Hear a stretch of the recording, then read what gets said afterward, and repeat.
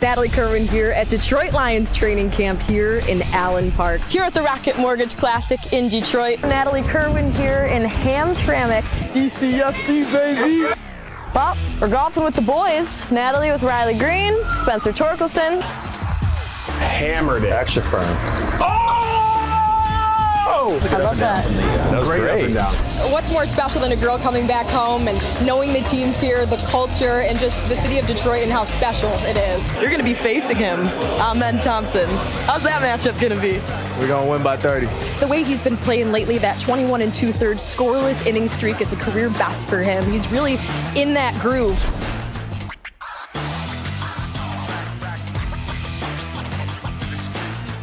From all of us here at Bally Sports, I'm Natalie Kerwin. Stay classy, Detroit. Natalie Kerwin has done more cool shit in 90 seconds than I've done in my entire life, and it was captured there. Natalie Kerwin, I'm not going to waste any time. Just welcome. It's great to have you finally.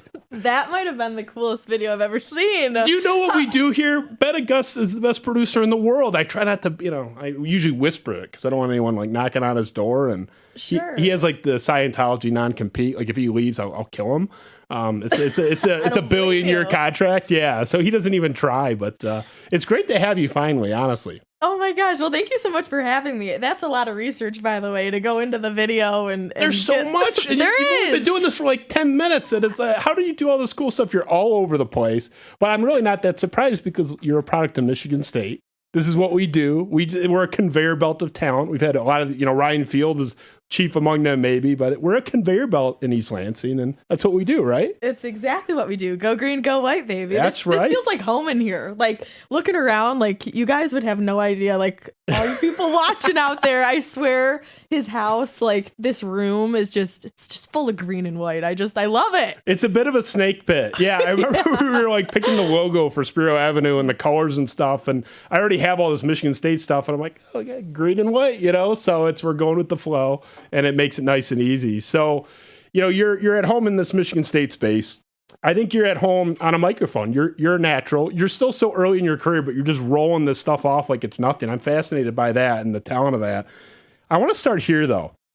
And I had a different direction I wanted to start, but I got to go into the Lions a little bit because you had the tweet out today, or Bally Sports did. You were down at training camp today. So I want Ben to roll a little bit of a clip from that, and then I want to get your reaction to it and take me through that a little bit. Ben, let's roll Natalie at Lions training camp today.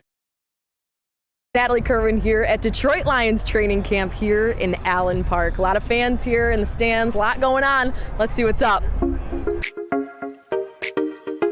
There's a lot of hype around this team this year, and for good reason. We want to ask Lions fans what they're most excited about for this year. I got 2 words for this year: Super Bowl. I think they're gonna do really good in the season, a lot better than last year. I'm excited for some wins, possibly some playoffs. In my opinion, staying healthy, and that's a big thing, knock on wood, that they will all win the division.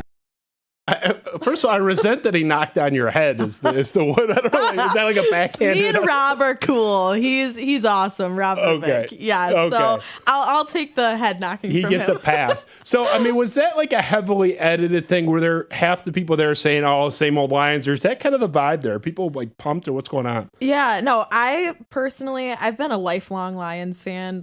And we can get into it later, but the Lions are kind of why I even got into this career. I've just been a huge football fan from a young age, 4 or 5 years old. Like, that's the Kerwin household was like Lions every Sunday. And if you're not home to watch it or at Ford Field, like something's wrong. Like you can't. It's religion there.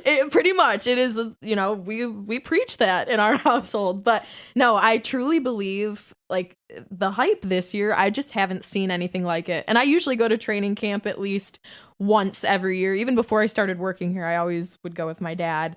And you just, it's always fun to go, but I truly haven't felt like fans believed in this team as much as they do right now, and for good reason. The way they finished the end of the year last year, the way we drafted, there's a lot to be excited about. So I felt like this was the best turnout I had been to, and it was a joint practice as well, but it feels like fans really believe in this group, and if this team can actually like take that hype and feel whatever Dan Campbell said, feel the weight underneath their wings and go with it, like I don't know what this town's going to do. It's going to be crazy. We're dying for it. I mean, we really are. And, you know, my friend Natalie Sparbeck, different Natalie, similarly talented and wonderful and great in the Lions space. She was just in recently, and she's much like you know, raised on it, loves it, and really eats it up. But her dad has gone completely jaded. He's in that, like, SOL, I can't take it anymore. Like, I hope they do well, but just no hopes up. Is your dad, who raised you in this, still in that kind of like, let's get it this year? Or is he more, you know, I don't know, dinged up from the years of not succeeding to the level he might hope? Yeah, not at all. Like, my father, Jeff Kerwin, he is the biggest Lions fan I know. He's the reason I'm the way that I am. And my grandpa, he's the same way on both sides of my family. I mean, even extended family, we are all just on the Lions train, and we're riding it through the good and the bad, through the through the bad seasons, through the good seasons. So we're hype. We're feeling good. My dad was just texting me earlier. He's like, so ready for the preseason game tomorrow because we have season tickets. So he's always ready, and I'm always very lucky if I get to go with him. But I have to split the tickets between my mom, my brother, and I. So I only get a few games a year. But is it wild for your parents? I gotta think, like, you know, my daughter is you know 7, so it's hard to picture, but I got to think it's kind of wild that if they're already big Detroit sports fans and they're sitting at home, it's like, oh, there's like Natalie. Is that wild for them? What is that like for them? Like, just to see me on TV Just or just like, different stuff? They're big Detroit sports fans. Like, there you are. That's got to be kind of wild for them, right? Yeah, no, it is. Like, they don't miss a single game. They are always, like, whether it's I'm on our pregame show or I'm the reporter for that game or it's a new feature story I just put out, like, they're the first ones to be watching it, texting me, great job, sweetie, you know, sharing it on Facebook for their friends to see, and just always encouraging me, just my biggest supporters. So I think they're used to it now, but at first it was like, whoa, this is crazy. And they probably still feel a little bit of that, but I think it's a little bit of second nature to them now in a way. So. I think you're at least familiar with my friend Chris Castellani. Yep. I don't know, you've met maybe? Or? I have. I've interviewed him. You've interviewed opening Chris? Day, yes. Okay. Yeah, we had fun. He gave us his whole... Opening day? Yes, opening day. I don't this remember year. that. Yeah, he gave us all his predictions for this season, and I can't remember how we answered, honestly. We talked to so many different people. It's a crazy day, but I got to meet him then. He was great. It's interesting because I joke with him, you know, he's made his living in the Tiger space, and that's how he, you know, blew up and ended up graduating the Barstool. And, you know, he's been in this, you know, rebuild phase for the whole time. And, you know, you're working across the different teams. I think it's kind of cool that you've resonated even when teams have been sort of building up towards being good. And I think if you get into a place where, you know, the Lions, let's say they cash in and they win 11 games and they're hosting a playoff game and you're down there. The Tigers next year, they're in a pennant chase, or, you know, they're, you know, even if it's on the outer edges of the pennant race, they're there next year.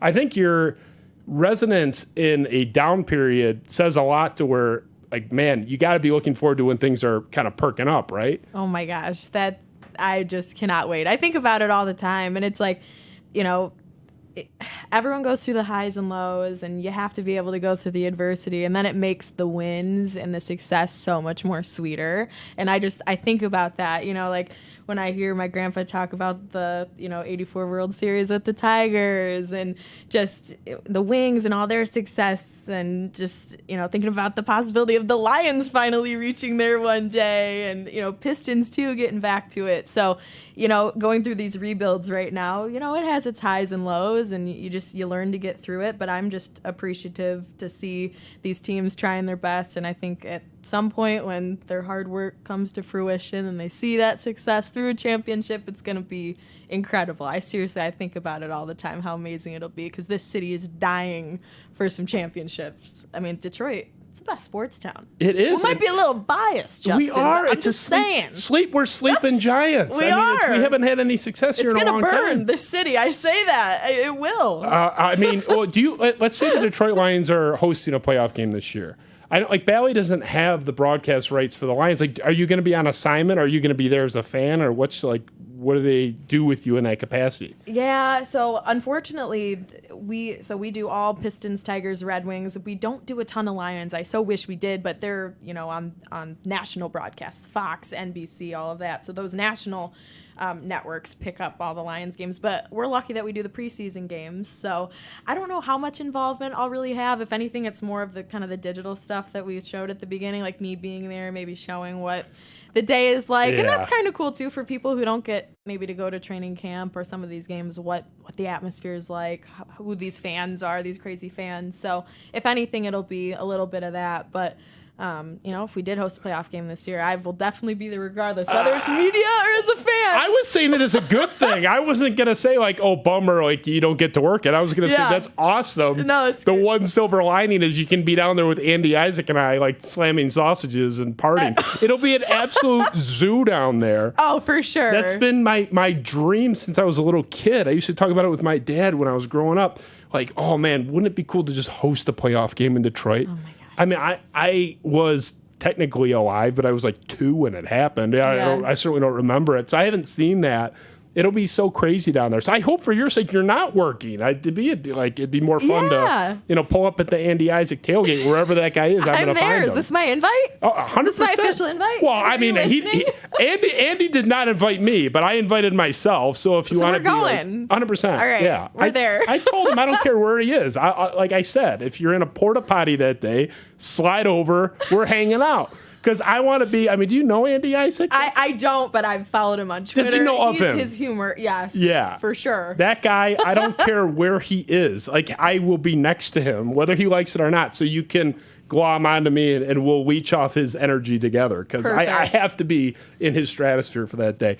So the Tiger stuff is that's where I first saw you. And I saw your name and like heard your stuff because I followed the Michigan State comm arts, journalism stuff. Like I'm a nerd for it. I like root for Michigan State people. So I kind of knew who you were from before, and I knew you were like writing and stuff, and you had the journalism school background and all that. But the most exposure I've seen, yes, I've seen the Pistons as well, but is the Tiger stuff. Just being down there. What has that been like? Like being around the ballpark all summer. Do you enjoy that experience? Like just being outdoors amongst the fans. You have kind of a cool role there. I do. Yeah. You know what? I live and breathe it. I mean, I absolutely love what I do. And I guess we'll just start with the Tigers. Yeah, this whole season, even if I'm not sideline reporting or doing some sort of story at the ballpark that day, I still like to go just and sit with my coworkers, or I'll just be up in the press box taking notes, getting ready for whatever my next series may be. I mean, it's almost... I live and die by it. Like, just this job. Like, I love being around it. Same thing with Pistons. Like, even if I'm not reporting that day, still love to go down to LCA,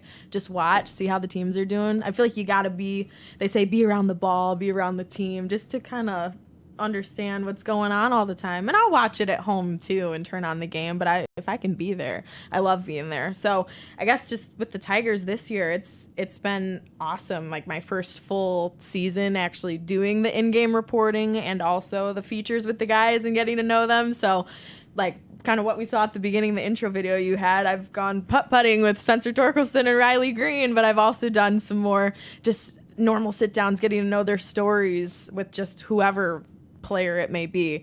And I kind of love having that hybrid role where I'm doing both. Like that's what I think is so cool about the position that I'm in. I guess I call myself a hybrid reporter in a way because I get that experience with, all three teams that we have and I get to just know the guys. So being down there is so fun for me. And this team specifically this year, it's just a fun clubhouse to be around. Like the guys are just, they're awesome. They're easy to talk to, and even through the ups and downs of a season, like they're always willing to speak to us media and be friendly, and I love it, and that makes it for a much more enjoyable experience for us. Well, let's go a little deeper into your putt-putt game. Yeah. It was teased briefly in the intro, but we did a little bit of a longer cut from that. Ben, let's throw out the. Well, I thought it was hilarious. It was a great video.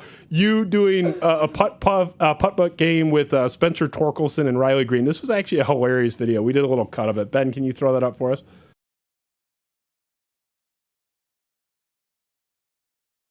Well, we're golfing with the boys. Natalie with Riley Green, Spencer Torkelson. After practice, no better way to spend the afternoon than golfing 18 with these guys. How are we feeling? Good. Greedy, your ball. I'm definitely going to win. Oh, my gosh. We're off to a great start. Hammer or nothing. All right, here we go. Oh, she actually hammered it. Oh, my God. You got to play that as a live. I'm not listening. Okay, yep. We're going to make her play it. We tied that? Oh, gosh. Oh. Whoa. I love that. That was great. Up and down. Give me a good bounce. Oh, are you kidding me? I can't be stopped. I hate this. You're getting riled up, no pun intended. So I think if I recall, you finished second, right? Was it Riley that won? No, it was Torque. How did Riley get third place there? What did he have to say about that? Dude, he was choking, man. Like, it was... That was a bad I did horrible performance. on the front 9. I redeemed myself on the back 9. He was the opposite. He just, I don't know. So I only beat him by a stroke, but...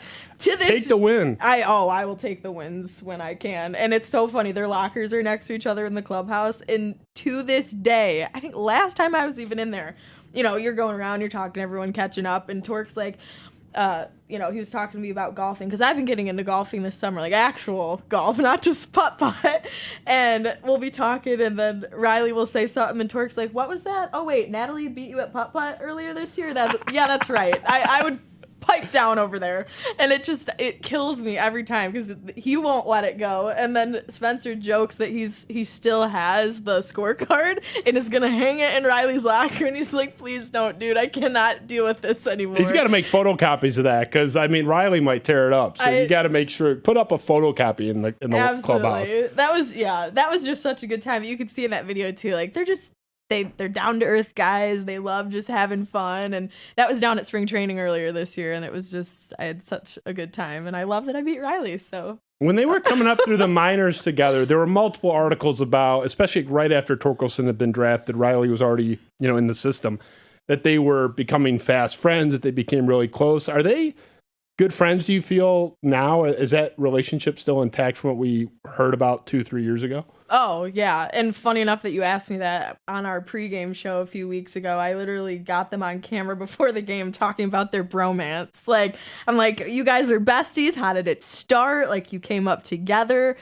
And they're like, dude, we're even closer than when we first met. Like, immediately we just clicked. We got similar personalities. I mean, their lockers are next to each other. They live together in spring training. They're talking about living together next year, maybe. Like, they're super close. And, you know, they're always close to each other in the lineup. And I don't know if AJ does that on purpose. I think we kind of asked him about that too. Like, do you always put the besties next to each other? But it works out that way, obviously, too, just putting them back to back. But yeah, they're as close as you'd think. Nothing's fake about it. They're two awesome dudes that are doing really well. So, I mean, not even just them, but because you have a lot of features like that, you know, kind of fun stuff and get to know guys. Yeah. Is there sort of a switch where, okay, camera's on, I'm going to, you know, yuck it up, and then the second the camera's off, they kind of like, all right, get me out of here. Like, does it seem like a pretty cool group of guys in general? Like, they seem to be like genuinely into that. Is that a fair read? Oh, it's totally a fair read. They are all, seriously, that clubhouse is like just the most down-to-earth cool guys. They're willing to talk to you about just what they're working on, how they spent their off day, what they like to do. And then you just get to know them as people too. Because at the end of the day, yeah, they're athletes and they're going to go out there and do their thing. But they're humans like you and I, and they got their likes and dislikes. And I think when they, you know, get to know you a little bit better, me, this being my second season, I guess, for sure, but first season really doing, like, getting in the clubhouse and getting to know them. They've, you know, learned to trust me and in the conversations that we have, and they just open up about stuff, and that's what makes it my job easier too. So I can go on air and kind of tell these cool stories or, you know, different things that happen to them and share that with the fans. Has it sunk in for you at all that you are professionally covering Miguel Cabrera in his last season, arguably the greatest Detroit Tiger ever, one of the all-time greats? Has that process for you or been on your radar at all as you've proceeded through this year?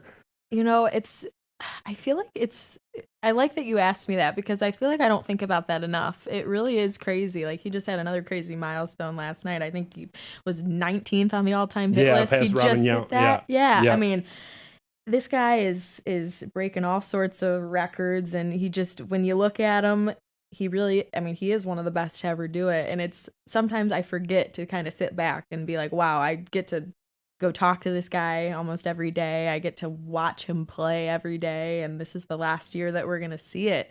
But he's an incredible human being, the nicest guy, always willing to talk as well. And it's just cool to see the way he rallies that group together. I mean, he's the voice of that clubhouse, and they just, you can hear the crowd too when you're at games. Like when Miggy's up to bat, it's like everyone's dialed in. Like this is a guy that we're never going to forget. And it's been really special to be able to watch him. And I think, now that you ask me this, I'll probably start thinking about it more. It's a good thing. That's a good thing. It hits me time to time, but I think as we get maybe towards the end of this month and we're really getting towards the end of the season, it'll be like, wow, this really is the last time that we're going to see a guy do what he does, on a day-to-day basis. So you'll have a lot of cool stories from your career and especially from this year. We highlighted just that video clip alone. It's like there's 15 cool things you did. But in my mind, if I'm picturing you 70 years from now, you're like, porch swing and you have like your grandkid on your lap, like that loves baseball, like the story is going to be, hey, your grandma covered Miguel Cabrera in his last season. Like that is my takeaway. Like if I'm picturing you 100 years from now, it's like, that's your porch swing story from this year. You're going to have a lot. But I am envious of you in a way, even though I don't work, in a traditional media sense. This is kind of my Wayne's World when I'm not doing my day job stuff. But it is really cool that you get to do that. Like that is just, you're covering one of the greats. And I'm sure Bally's going to be doing all sorts of stuff that you're going to be, helping relay sort of in that last, couple of weeks, his last game for sure at Comerica Park. And it's just, I think that's such a cool thing you get to do. I'm really envious. I got to admit, it's just awesome. Yeah, no, it seriously is so cool. And we have a lot of different things in the works, especially for that very last series. And I think the Tigers themselves have a lot of fun things planned too. It's super special. I love seeing the creativity of my coworkers at Bally and kind of the documentaries and things that they're putting together. And just throughout this season too, we make sure to throw in a Miggy moment in every single Tigers game. And show different highlights from throughout the years and funny things. And, it really is so cool. And thinking about, my porch moment, like all these years from now, I mean, that really will be at the top if you think about it. Like, I feel like I'm just getting started kind of in this crazy sports world, but that will definitely be in my top, memories, I guess, looking back one day on everything, like, covering a guy like that. It's awesome. I remember being a kid in the Virgin Islands and I met this old reporter from the Boston Globe. And he was talking about, like his last year, he was, the guys he was covering in his last year, and he had retired, I think like early 90s, but he was talking about, I covered Barry Bonds' rookie year. And I covered Cal Ripken's streak, was he came back out of retirement for like 1 month to cover the last, the culmination of the streak and stuff, and then went back into retirement. And like this guy was probably 80 or something, or 82. Yeah. But that kind of stuff is what, really resonates, I think, going forward. And the putt-putt golf stuff's awesome, but like the Cabrera stuff that's all time. That's like, I'm telling the grandkids stuff. So I want to transition to this. This is I have a couple of topics I like to circle back to every couple months that are just really interesting to me. And the women in sports media topic is something I've cared about for a long time, going back to Michigan State. And it's cliche to say as a father of a daughter, but like I care about this stuff too. The perception, somewhat negative for some people, I think is still out there, not like it used to be, not when I was coming up, even, when I was at school at Michigan State. But, Ben, can you throw up one of the more appalling national examples of this? The Matt Walsh tweet, which went viral, was about 2 years ago now. He says, "Yes, I said I don't like female analysts and reporters in football. No, I don't care if that upsets you. No, I don't apologize. Yes, I think women are feminizing traditionally male spaces. Yes, I think that's bad. Yes, I'm right. No, your whining doesn't change any of this."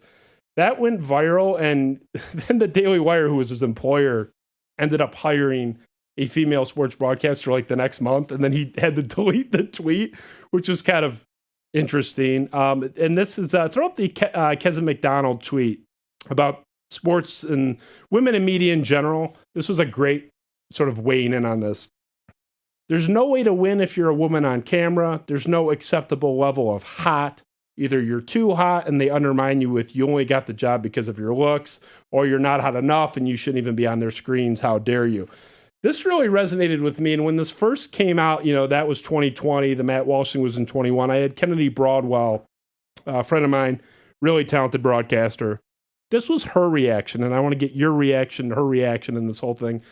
Ben, throw up Kennedy Broadwell reacting to this whole thing and what it's like for her working as a woman in media and specifically sports media? That's exactly how you feel every single day doing this job. There are people that will love you just because of how you look. There are people that are going to hate you because you're not hot enough to be on their screen. And then there's people that think you just slept your way there. And that's pretty much your options. Swear to you. Obviously, I can't say like everyone is that way because there's obviously good people in the industry, yourself included, I appreciate it. who want to give girls a chance. And you sat down with me before we started and said, I want to talk to you because you know about sports. But there's people that genuinely think girl dumb can't understand sport. Like man world, no girl. Like makeup only. So obviously pretty cynical view. I mean, just throwing it in your lap, what has been the reception for you? Have people been mostly positive? You get that like, oh, girl talking sports stuff? Like, what is it like for you? Because you're working in a different capacity from Kennedy and some others. Right. Well, it's interesting, first of all, I guess, just to hear her reaction. I guess I hope she hasn't gone through any of that personally or too much of it if she has received any of that backlash. Right. I guess she just kind of put that out there. But I feel lucky in a sense with both jobs I've had, the second one being Bally Sports Detroit. I haven't dealt with too much of that. And I feel incredibly lucky because there are so many stories and females that come out saying that they get these comments, they get these DMs.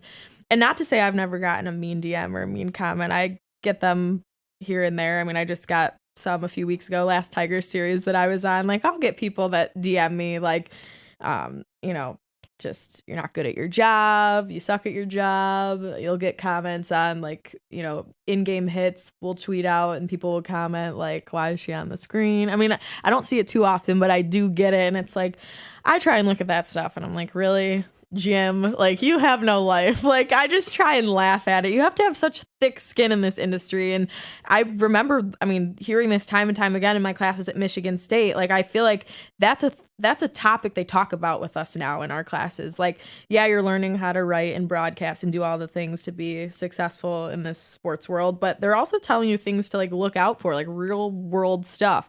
This is what you should expect. This is the grind you're going to go through. You're going to hear from haters. You're going to have to learn how to deal with it. And it's hard. Like I'm a girl, I'm sensitive. And of course some of those comments get to me and I'm like, really? Like, but that's one person out of 30 that commented that I did a great job. And that's what I try and remember at the end of the day. Like that one comment doesn't matter. So I'll usually just block those people and I'm like, you know what, whatever. So I have a little bit of a block list, I guess, on Twitter and Instagram, but I try not to let it get to me. But I guess to Kennedy's point and just reading those tweets that we had up there too, like I think it's always something that we're going to have to deal with. This started as a male dominated industry, but there's so many women in it now, and I love it more and more every year. I'm like, I want to tell all these men or whoever, whoever doesn't like the way this sports industry is going, I kind of just feel like I have to say, I'm sorry, the world's changing, and this is how it's going to be. There's more females taking these roles, and I love it. And just because we're females doesn't mean we don't know sports. We do know sports, and I guess I don't know. It's if you know sports, you know sports, and you get the job because you deserve it. And I feel like I work really hard, and I'm super passionate about it, and I want to tell people's stories and learn something new about whatever sport I'm covering every day, and prove that I belong to be here. So I think every female in this industry feels that way. But I think it's a battle we're always going to face. There's always going to be guys that don't think we belong here, but we so do. And I will keep saying that to the day I die. I couldn't get away with that with some of the women I sat with, because like Natalie Sparbeck knows way more about the Lions than I do. So if I try to pull any like dude rank on her, she'll slap me around with facts. It'll get ugly fast. It'll go badly for me. Yeah, I love that they're talking about it at Michigan State, you said. Mm-hmm. I don't know that they weren't when I was there, because it's not like I took every single class that was offered, obviously, but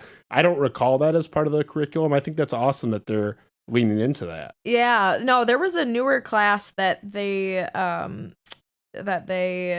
started offering towards the end of my time at MSU, and I was lucky to take it my senior year. It was like a sports journalism ethics, like real life situations class. It was super cool. Joanne Gerstner, great professor that I had there. She offered this class, and it was cool. She had former students and MSU alum email her like real life situations, or Joanne would find different tweets or like different situations out in the sports media world, and we'd talk about it and just have a conversation as a class. There were guys in that class and girls, and we'd all just analyze these different scenarios, and just Joanne would be like, this is the real world right now. Like, girls, this is what you got to look out for. Guys, same thing. Like, here's how we learn from them. And I felt like that was such a cool class, like, where you just got to hear about real life stuff. Like, you're going to use this knowledge and this advice, like learning from other people and just how to handle things. I feel like you kind of just get thrown into this sports world and you got to kind of learn on the fly. I feel like that goes for any career. Like, you can talk about it as much as you want, but then you're thrown into it and it's like, what do I do? I feel like that class kind of gave me some advice heading into the actual adult world in a sense. So that's pretty cool. Did you ever have L.A. Dickerson? Yes, she was. I was going to say, shout out L.A. Dickerson too, the most incredible professor as well. Both of those two were my heroes, my people getting through the sports journalism school. So they were awesome. Joanne came after. I was already long gone. She was working in media here locally. Yeah. I don't think she was teaching anywhere at that point. Maybe she was, but certainly not at Michigan State. But L.A. Dickerson, that's my girl. Dan Dickerson's wife, for those that don't know, although I joke Dan Dickerson is her husband more than the other way around. L.A. may be the real star of that marriage, but L.A. was awesome. I don't know if she did this with you, but when we were, and I'm paraphrasing the story a little bit, but she told us the story of she was on assignment and it was about homelessness or homeless people in a certain area or something like that.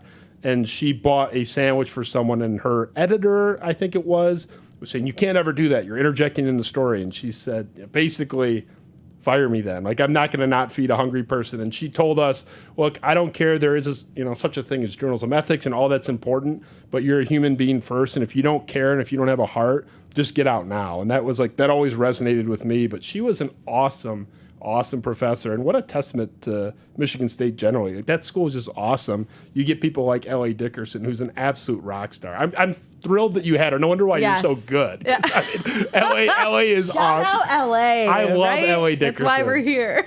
She is awesome. Oh, is she still teaching up there? I know she was. Is. Okay. Yep. She's awesome, and she's so great about keeping in touch with her alum too. Like, it's like we're her like kids. Like, I talk to her all the time, and I guess especially because I'm around Dan every day at the ballpark too, so she's always around, so I see her often. But truly, her and Joanne, both of them, I thank them so much for making me into who I am, and just that whole journalism school too. I had countless other professors as well that were just amazing in helping mold me into who I am. But just, I guess with LA specifically too, just all the classes that I had with her, and just the life advice, and still keeping in touch with us to this day, and wanting you to get that internship so bad, just as much as you do, like in the contacts that she had. I mean, she's so willing to help you in any way, shape, or form, and call a certain somebody, set up a job shadow. Like, she did that for me so much, and I can't thank her enough for how incredible she was to me, and still is to this day. So shout out LA, right? And I gotta say, and LA may be the star. What a power couple, though. Dan Dickerson absolutely. Is unbelievable. I mean, going from Ernie Harwell to Dan Dickerson. I mean, it's like the Yankees when they handed center field from DiMaggio to Mickey Mantle. Like, it's unbelievable that we went from like the best guy to the best guy. Yeah. And the shoes that Dickerson and Dan Dickerson had to fill were insane, and I would not want that. I would want to be the guy to replace the guy that replaced Harwell. I don't want to be the one after Harwell. Such a hard assignment, and he did it. And I've never met him for more than 5 seconds. I've heard Dan Dickerson's the nicest guy in Detroit sports media. Is that your experience too? Way up there. He's one of the nicest people I think I've ever met. Every time I see him, Natalie, how are you? Biggest smile on his face, just like LA. Like, that's why they are a power couple. Oh yeah. Two of the nicest people that you'll ever meet. Like, just always greeting you, asking you how you are. And Dan is so helpful too. Like, he taught I don't know if you knew this. He started teaching a play-by-play class up at MSU too. Yes, it was like a 6-week course. Yes, I never took it. I believe it started my senior year, junior or senior year. Mozart teaches painting. Seriously, I know. So he or music, I should say. Monet. So he would someone's drive gonna up clip that. I'm dead. Monet. Mozart teaches music. Sorry, continue. But yeah, no, he would drive up and teach a class. I mean, he's dedicated in helping the next generation of people coming up too. I just love that about him. I love that about his wife. They want to see people succeed, and it's incredible. So to answer your question, yes, Dan is seriously one of the nicest media, but one of the nicest people, period. So he's incredible. What made Michigan State special? I'm going to get into the state stuff a little bit. You touched on it a little bit. I mean, you seem to be like, you wore green, you were mesmerized I had by to. Right? You want to fit in. Look around. You want to fit on camera. Ben, we can skip the factoid stuff. I want to get into the Michigan State stuff. Like, why did you like it there, both from an educational standpoint, college experience? Like, why would you tell someone, assuming you would, maybe not, to go to Michigan State if they were particularly following in your field? Why is it a good place to go and to be? This might sound cliche, but it truly, for as big as that school is, 50,000 plus, I think it's still growing each and every year, truly does feel like a family. Like, even graduated now, I just feel that Spartan blood. Like, it's in me. I'm a Spartan dog for life, right? Like, it's so true. Like, I feel like that's not just a saying, it's actually a feeling. And I remember how excited I was as a high school senior. Like, I'm going to Michigan State. I was so proud that I was going to be living in East Lansing the next 4 years and rock the green and white. And I had quite a few family members that went there too. And why I love Michigan State, big campus, big, it's a big school, but it also feels small in a way too. So many, clubs that are offered, the sports are amazing, the fan base, the town itself, it feels like such a true college town. I love that Grand River divides, like, you got your classes on one side and the actual downtown and like student living on the other. Yeah. Like, I love East Look at that. He's throwing up the. Oh, God. Go back. Run that slide. Did I see Joanne up there, Ben? Did you include Joanne in that? I'm not in that picture, but I don't. No. This isn't of you. No. This is like the J school. Yes. Yeah. Okay. Well, that's another part. We can talk about the J school because look at that newsroom. It's unbelievable. Is that not incredible? That got finished my freshman year. Seriously, they finished so much cool shit the second I left. Dude, I swear to God, graduated so early. It was great when I was there too, but I mean, my God. Yes, that right there, my home. You and me both. Com Arts. That's like 75% of my classes were. It's Brianna. I had some classes with her. There's Joanne. Yeah, there you go. I thought I saw her in my peripheral. I was like, yeah, that was her. Wonderful human being, amazing journalist. Yep. Yeah. God. So that newsroom right there too. I mean, that got finished my freshman year, and it was just incredible to like walk to class in the morning and like see the construction going on. And LA and Joanne were both hyping it up so much. Like, wait till you see it when it's finished. It's gonna be awesome. And it so was. I ended up having a ton of classes in there, sitting at that anchor desk, getting reps, and the fact that they provided that for us students, I mean, that newsroom's probably nicer than some newsrooms out there, like actual newsrooms. I mean, it was just the fact that they want to see us be so successful. That's another part of Michigan State too. Like, they're giving you the resources to go be who you want to be.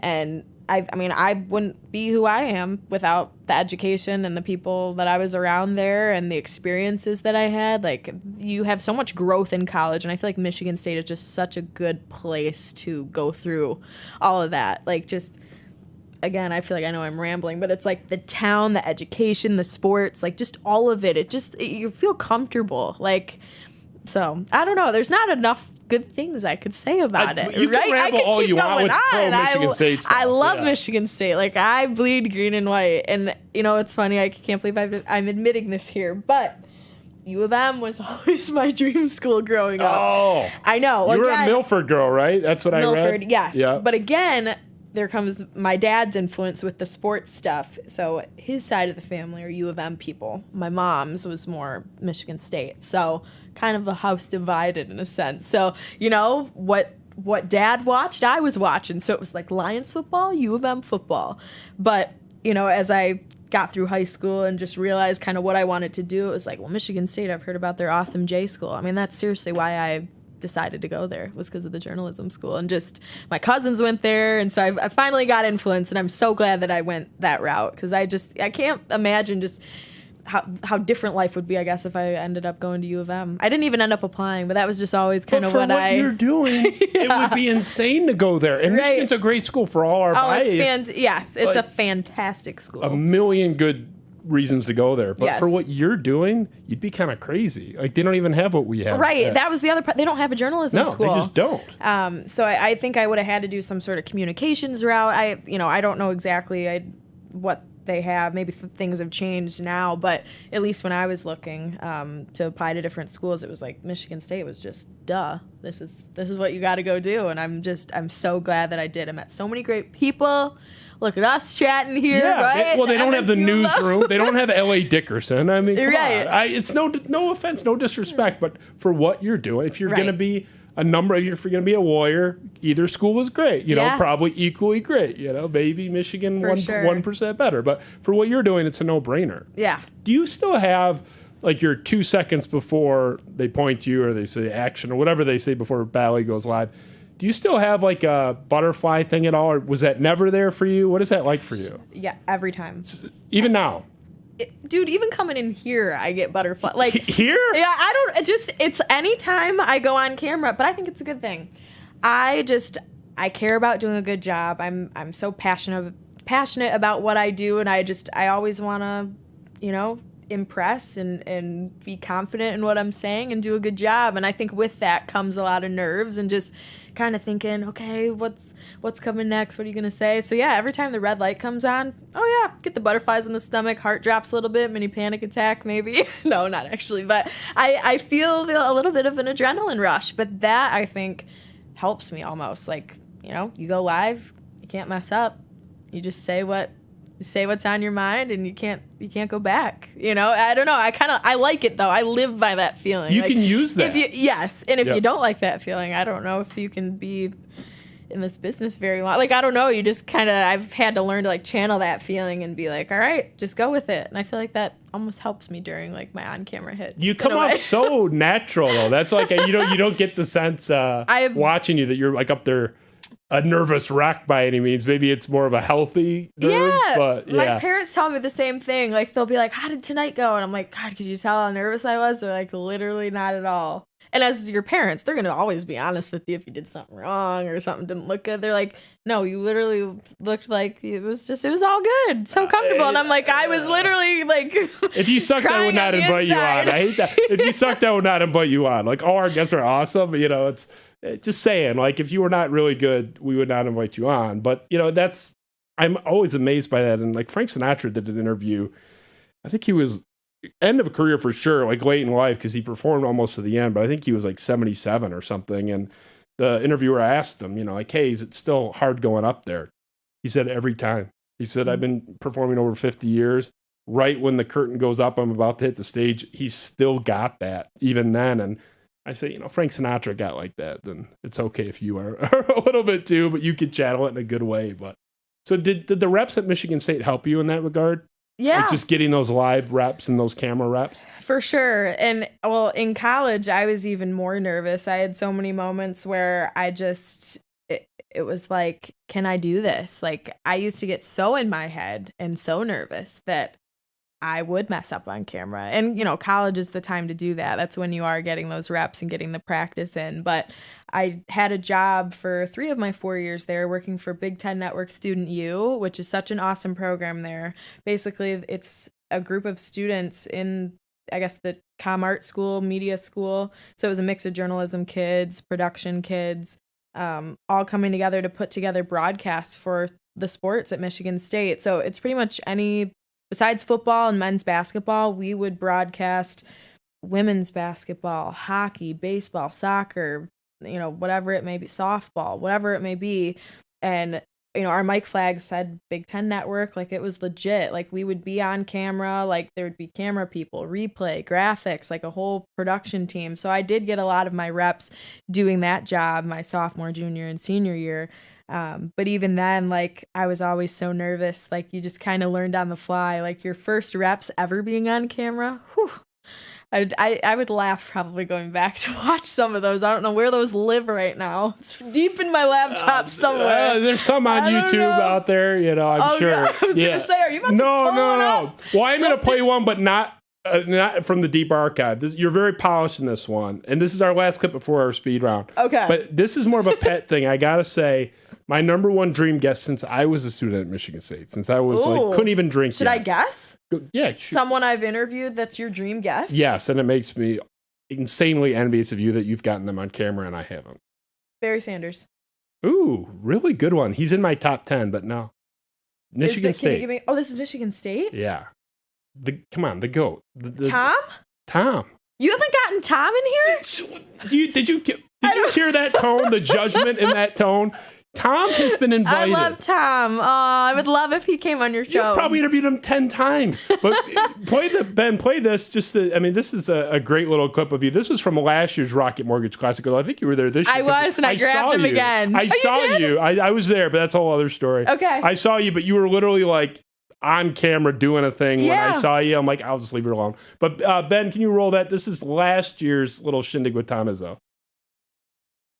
You're going home a winner today. You got a nice victory bell. I mean, how's that feel? Pretty good, huh? You want to steal this thing, I bet, right? I might have to. I don't know. I'm going to keep it, but I didn't play very well today, but I made one putt. That one putt maybe could have been the winning putt, so I'm going to take advantage of that. What gets you more fired up? When the team comes out flat from the start, or you get a bogey out here? When the team comes up flat from the start, which happens once in a while. The bogeys don't bother me because, in fact, I'm kind of a bogey golfer, so I look at a bogey as a par for me. But I think I'll keep all my stuff to the team, and what I do out here will be enjoyable and fun, and especially when it's charity driven. And yeah, so you got him again this year. I love that he won the thing twice in a row. He won this year too. I told him he better go for the three-peat next year. Him and Barry were like going at it. Oh, I know. I got Barry. I was there. I was a caddy, but I was there. Yeah, I got a picture with Barry, and I talked to Tom and got a picture with Tom, and Tom knows who I am. Tom watched the entire episode 9 days before the Rocket Mortgage Classic this year. I had Steven Izzo on in the chair that you're sitting in. Oh, you did have Steven? So, I love that guy. He's one of the nicest people ever. He's so unassuming and down to earth. You would never know he came from this, wealthy, royal Michigan State family. But so I go up to Tom, and I met him a couple times, but I went to introduce myself in quotation marks and say hi at the Rocket Mortgage Classic. He goes, "Oh, come here, man. I know who you are. I've watched your show." I was like, "Oh my God, Tom. Oh, Tom. I love you, Tom." And I said, I just had your son on like a week and a half ago. I know I wasn't going to miss that one. I watched the whole thing. He goes, I liked most of it. I've tried to think, I'm pretty sure I know which part he didn't like. I'll tell you later after, what that was. Yeah. And I'm like, please, Tom, I've been trying for years. Nothing. But the reason I want to ask you about him is I have been told he is, which is much to my maybe chagrin, he is the most media-friendly coach in the state of Michigan by reputation. Jack Ebling has told me that. I've heard that from Tony Paul from the Detroit News, good friend of mine. Most media-friendly, accessible coach. In your experience, I know, you're still relatively new in your career, but has he been one of the more accessible coach/manager/executive type figures in your career so far? Absolutely. He is also one of my favorite people, just period. I know Dan Dickerson, I said, was one of them earlier. Tom Izzo, man. And that even started as a student. He's so friendly even to us students that are sitting in the press conference room, so nervous to speak up and ask a question. Like, it's intimidating to have a guy like that, the GOAT, like, he's the man, sitting in front of you. Like, it's scary to raise your hand and ask for the microphone and want to ask him a question after the game, but he will look at you and answer you the same way he'd answer a 20-year vet that's been covering the MSU beat. And that's what I love about him. There's no ego. He'll tell you how like it is. And if the team sucks, that's the first thing he says coming into the press conference. He's like, we came out flat. Like, just what I asked him. I'm like, do you get more mad if they come out flat? Like, that drives him nuts. And he's not afraid to just go up there and say how he feels. He won't get mad at you when you ask a question. Like, I love that about him. And then just even outside of basketball, he's just a good dude. Like, you can just see, like, at events like this, the Rocket Mortgage Classic, or he's out in the community, or just even like coaching his guys. I don't think you've ever heard an MSU basketball alum ever say, like, I didn't like playing for Coach Izzo. Everyone loves that man. I love that man. He's one of my favorite people I've ever interviewed, spoken with. And he's so friendly to the media, and you don't forget that either, you know? Like, you think of these coaches that maybe say certain things or whatever, and I've been lucky, like you said, I'm so new in this, I haven't dealt with any of that. I've truthfully loved everyone that I've been able to meet and talk with. I haven't had a bad experience, but Tom's definitely up there for people that he's high on my list. For sure. Love him. I'm so jealous that you've had multiple interviews. Now, granted, I'm asking him for a lot. I'm asking him to like come here and sit with me for an hour, which my ask is a little higher probably, but still, that's been my guy for so long, and I'm such a fan of his, and I mean, he's my number one. I would rather have him than the president. Like, I mean, there's not my number one like in the sports scene, local, like number one in the world. If I could put anybody in the chair, like it's Tom Izzo. I love that guy so much, and he is. You said it, like his players swear by him. Yeah. I don't know if you were aware, because I know you had kind of different duties, different focus, but when there was the moment where I can't remember what game it was this year, where Tom Izzo was sitting with AJ Holgard on the bench, and they had this kind of viral moment where AJ's looking off. You know what I'm talking about? Yes, I do. I had AJ with Tyson Walker on my show shortly after, and I told you the same thing. Like, if there's ever going to be an awkward topic, I tell the guests, I don't tell them everything I'm going to go into, but like, hey, is it okay if I get into this? Because I don't want to ambush anybody. I don't think that's fair. You know, people are coming into my house. I don't want to ambush them. But I said, AJ, is it cool if I talk about the body language stuff in that moment on the sideline, all that stuff? He goes, oh, yeah. Coach my guy. He's my guy. That's my guy. And I said, so there's no awkwardness. This is off camera. I'm like, no. I said, it's not like awkward for you if I talk about that. No. This is my guy. That's my guy. Like he just, and everyone out there is like, oh, they have this toxic relationship and they're at each other's throats. AJ off camera was like, no, I love him. And that's the guy that supposedly the one guy that he might have an issue with swore by him. And that's been the pattern over and over again. Everybody loves him. They do. It's never toxic. Oh my gosh. Tom's like the biggest family guy teddy bear. It's all out of love.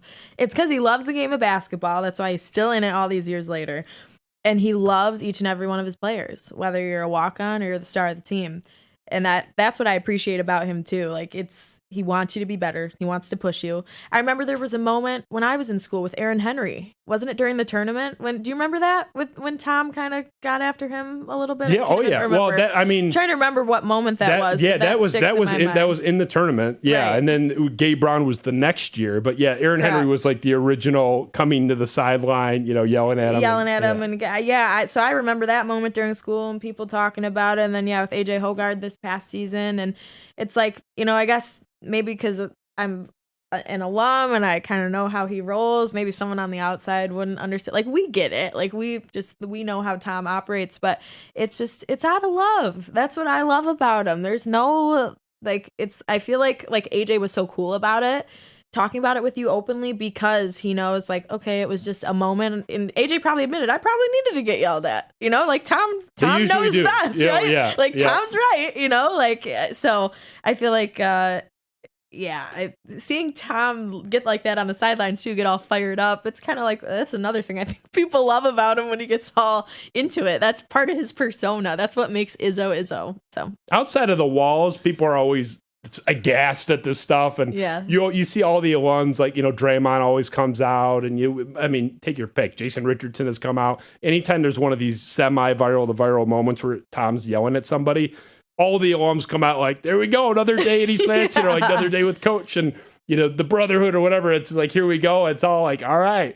And you can never find the player, even 5 years after the fact, right after the fact, that's like, oh yeah, this is BS, and you get those toxic, sort of feedbacks, or even if it's sort of cryptic and passive aggressive all the time in other programs. I won't name names like, Penny Hardaway, but it's like former players will come out and just, kind of take shots at them, or they'll roll their eyes or say no comment.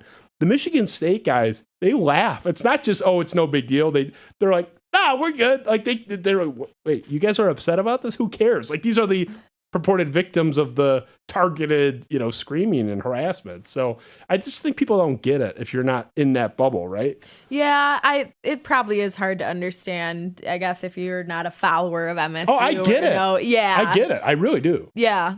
So I feel like, there's always going to be people from the outside looking in that are like, gosh, Tom's this and that. But He's so not that way. Seriously, he's just the best dude. No player has ever said a bad thing about him. I'm sure even if you are the player in that moment getting yelled at, like you're like, oh, yeah, you're right. Like, you know, AJ might be turned the other way or whatever, but it's like he knows Tom was telling them the right thing to do, and I'm sure after the game there's a big hug and it's all good. We move on to the next day. Like that's who Tom is, and I just appreciate him. Like whenever I see him, he's always giving me a hug, asking me how I'm doing. That's how he is with his players, and that's why they love him to this day, and that's why he's going down as a freaking legend. Even the guys that leave love him. I talked to Corey Lucius, who transferred. It had nothing to do with Tom. Like, he loved Tom. Garrick Sherman transferred, ended up going to Notre Dame. Nothing to do with Tom. It was just a situational thing with the roster. He wasn't, like, shitting on Izzo out the door or, you know, after he got out of here. Even the guys that leave, that transfer for their own, you know, personal benefit in this situation with playing time or whatever, they still swear by him. I cannot find, maybe someday, no one will say a bad word about that guy. That's almost like weird. It's almost impossible. Even like if the guy didn't do anything wrong, somebody's got to not like you. Right. I've never seen it. Never. He does things the right way. And I think that's what's key about him. He goes about his business the right way. He's a good person. He's an unbelievable coach. Loves people. Loves that school. Yes. I mean, he's just, yeah. I love him. I just love him. I love you, Tom. I love you, Tom. Right before you do your 17th interview with him, please, you know, put in a good word. Tell him I was going to say, when he three-peats next year at the Rocket Mortgage Classic, I'll tell him to come your way. Yeah, so I don't know if I can wait a year. I need him earlier than that. All right, let's get to the speed round, then we'll get you out of here. You've been very patient with my nonsense. So that's okay. Dude, I'll talk MSU all day, just like you will. I'm with you. Dangerous duo right here. We'll get you out of here after this speed round, Ben. Let's run it.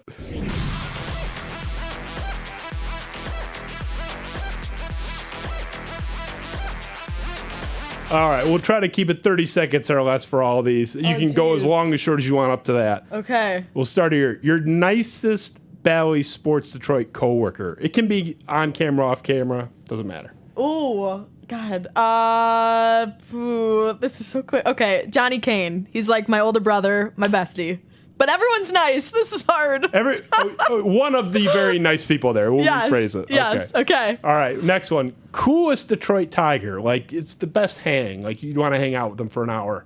Ooh. Alex Lang has just got so much swag. He's just cool like, guy. Yeah, he's just a cool dude. I'd say Lang. Alex Lang. Yep. Okay. Coolest Detroit Piston. Ooh. Isaiah Livers. I know bring it up in Michigan, game, dude. Yeah. He's awesome.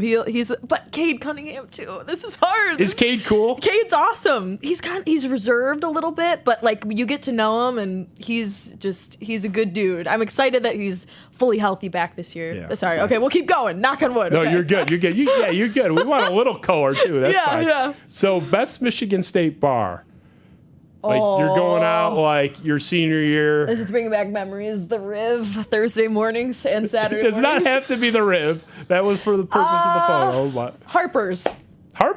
I don't think anybody's ever said Harper's. What are the answers? It depends. Don't give me Rick's. Depends on. Some people have said Rick's. Oh, my God. We've heard Dublin a lot. Fieldhouse. We've heard, Fieldhouse wasn't there when like half of my guests had been on here for the question, honestly. That's still like relatively new. A lot of people say Crunchies. A lot of people say Peanut Barrel, but these are older people in a lot of these cases. Yeah, I was going to say, those aren't the hot spots. When you go there for your burger, your karaoke, Harper's is good. I'm not anti-Harper's, believe me. I'm just saying, matter of fact, you're the first person to answer. All right, I'll be the first. I liked Harper's. Okay. Yeah, nothing wrong with Harper's at all. Speaking of Michigan State fun stuff, your MSU tailgating spot, like were you tennis courts, were you stadium lot, like where was your spot for a big game? If I say frat houses, will I get judged? No. Frat houses or... yeah, I would say over by the tennis courts. Yeah, like sometimes my parents would be over there with friends and I'd stop by before going in. Or just the lots right outside IM West too. I kind of real good spot. Trailed between. Yeah, start at the frat house in the morning, then meet with the rents and the fam afterwards. So you're a traveler. Absolutely. I was getting my steps in every Saturday I like morning. one spot. I'm either like hosting one and I can't leave because, people will raid my stash. Or I just like posting up. Like maybe I'll hit two. You're a traveler though. I am a very well traveled on Saturday mornings in East Lansing. That's fair. That's fair. It's all right. You're towing like many ponds and stuff. Most of my friends are like that too. Yeah. I'll try to get a head count for the tailgate, and it's like, well, it's 137, but never more than like 12 at a time. Right. It's just like this constant like cycle. Anyway, we'll finish here. So this is a graphic I put out with Matt Sheehan. I don't know if you're familiar with Matt Sheehan's work, Michigan State alum and media figure. So this is our joint list that we put together. He helped me with this. So this is my power ranking. Best days in East Lansing. I put Welcome Week number 1, Halloween second. Shout out to my wife, who's Sarah Palin in that. That's from she's a Michigan State grad. That's from our days. The first warm day after winter, we had ranked 3rd. St. Patrick's Day, we had ranked 4th. And the aforementioned big game tailgate ranked 5th. Is this list good? What would your best day in East Lansing be? Is it like, do you agree with us that sort of if you take Welcome Week as one day, is that your number one? What do you take? Oh. And you can go off board. It doesn't have to be one of the 5. I know. Oh gosh. I mean, this is a fantastic list. Thank you. Sheehan and I did a terrific job. I mean, you guys, I think you nailed the list. I'm trying to think of the order here.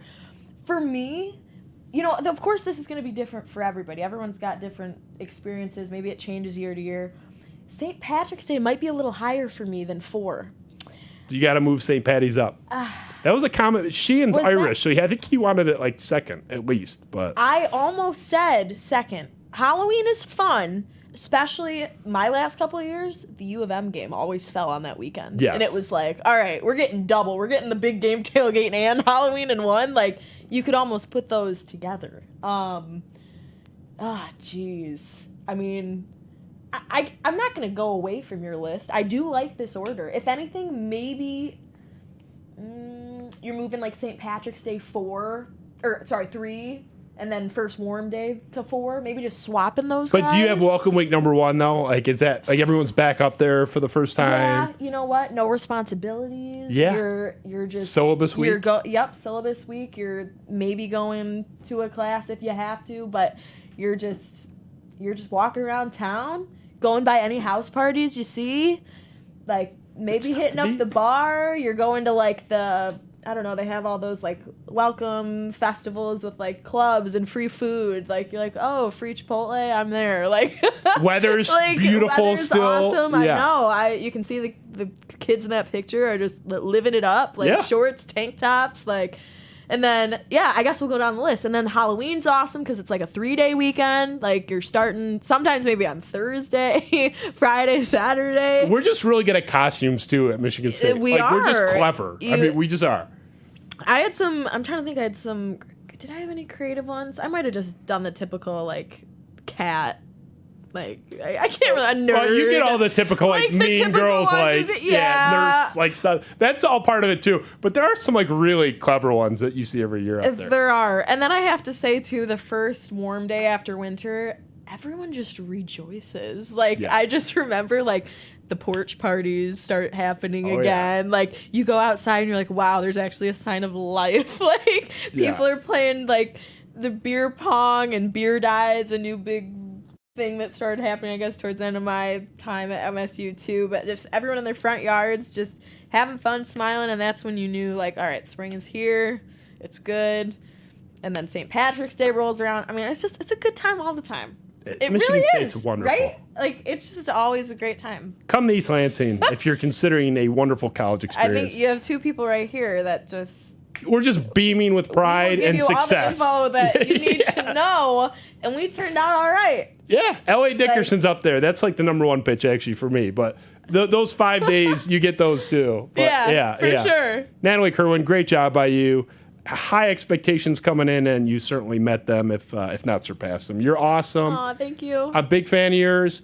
I was so proud. I'm pretty sure that's the girl I saw at the Michigan State stuff in the ComArts, and you were on a tweet from their page a couple years ago. I'm like, it is her. It's the same girl. Aww. Michigan State people are the best. You're awesome. Really enjoying your career so far, and this town's really going to start picking up really soon, and you're in it. It's just awesome. I'm happy for you. Thank you so much. Thank you so much for having me. It's so great to talk to you and just all sorts of topics, MSU and just the Detroit stuff now, and I am so excited just to see all of our teams flourish. I'm manifesting it. I'm positive about it, and that's how you got to be, right? I mean, you're seeing these teams rebuild, and it's going to be so much freaking fun when all of them are finding their success here soon. So We're on the doorstep. Yes. Natalie Kerwin, great job. Ben, great job by you. Eric, great job. Bravo as always. Natalie Kerwin, Spiro Avenue Show. We'll see you soon. Thanks. Bye.